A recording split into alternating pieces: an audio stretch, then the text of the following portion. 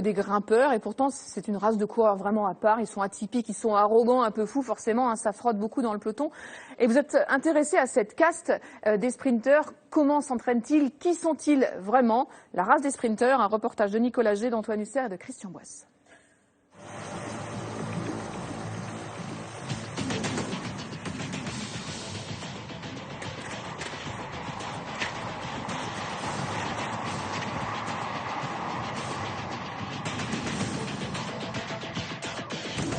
Dans le peloton, on les dit différents. Les sprinteurs, des gladiateurs lancés à 70 km/h après 5 heures de course. Des pur sang explosifs. Regardez la vitesse, regardez la fusée, elle va passer entre les deux à 3. Il est trop fort, il est trop fort. Parfois, à la limite de l'arrogance. Éventuellement, il pourrait y avoir des gars plus forts que moi. Ça peut arriver à tout le monde.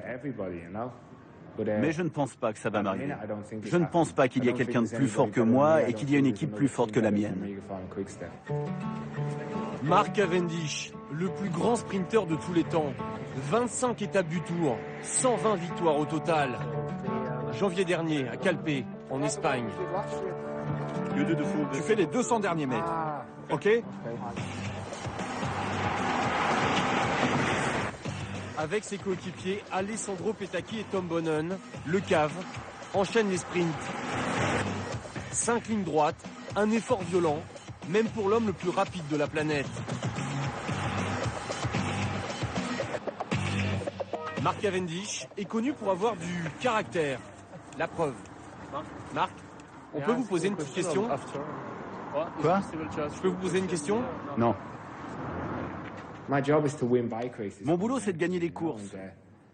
Si quelque chose te détourne de cela, tu ne seras pas content. Si je viens et que j'attrape cette caméra, ou si je remue son micro, t'aimes pas ça, hein? Ben moi, c'est pareil dans mon boulot. Il a un petit peu la réputation de ne pas être l'homme le plus facile du monde. Mais moi, je préfère quelqu'un comme lui, de quelqu'un qui dit toujours oui et qui est toujours content. Je n'ai jamais eu de problème avec des champions. J'ai toujours eu des problèmes avec des gens qui pensent qu'ils sont des champions. Le sprinter serait donc entier, orgueilleux et plein d'ego. Un coureur obsédé par la victoire et ce fameux dernier kilomètre. À cet instant, il entre dans un état second. Il faut débrancher le cerveau en quelque sorte et se mettre dans notre bulle et se concentrer uniquement sur le sprint et les 200 derniers mètres. En fait, tu suis une ligne invisible dans le peloton et tu te dis, je serai là dans le final et j'aurai la chance de lancer mon sprint. Pendant le sprint, je suis sous contrôle. C'est très rationnel, presque scientifique. On a fait des calculs, mais j'ai un avantage, c'est que ma fréquence cardiaque reste basse parce que je suis plus relax. Et au moment où tu sens que tu as les bonnes jambes, que tu peux tout donner, que personne ne peut te battre, c'est un instant où tu éprouves une grande satisfaction. Tension, adrénaline. Dans le peloton, ça gueule, ça frotte et parfois, ça déraille.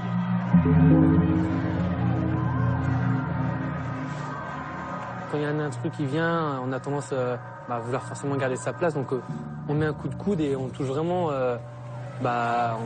l'adversaire sur l'épaule pour le renvoyer là où il est venu. Oui, des fois tu essayes de pousser l'autre. Et d'autres fois, c'est toi qui te fais sortir. C'est un vrai combat. Loin du tumulte des sprints, Nasser Bouhanni a préparé le Giro avec Jacques de Crillon, son entraîneur. Des sorties de 5 heures et des sprints de 10 secondes.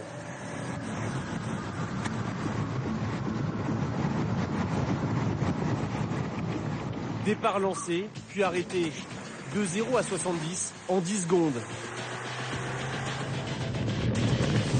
Comme Cavendish avant lui, on le dit dangereux et ingérable. Ses critiques, il préfère les ignorer.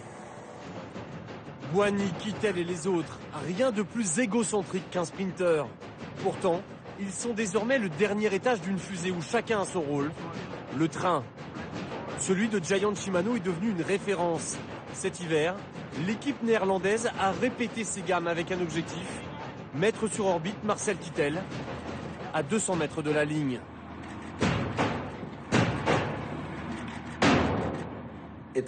C'est très logique quand 8 coureurs travaillent ensemble et qu'en face vous êtes tout seul, vous n'avez aucune chance. Pour moi, travailler avec un train, c'est l'avenir. En France, on s'inspire enfin de ces fameux trains. Après avoir été un très bon sprinter, Sébastien Chavanel s'est reconverti poisson pilote de Nasser Boigny.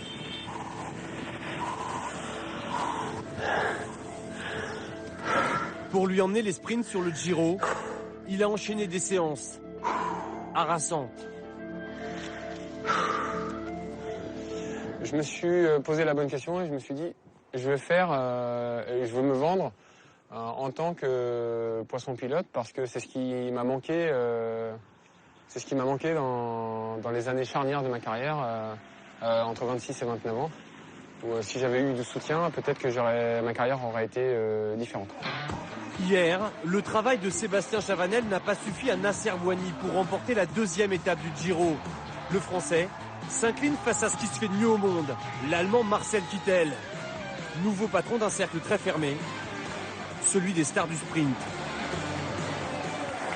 Il y a un autre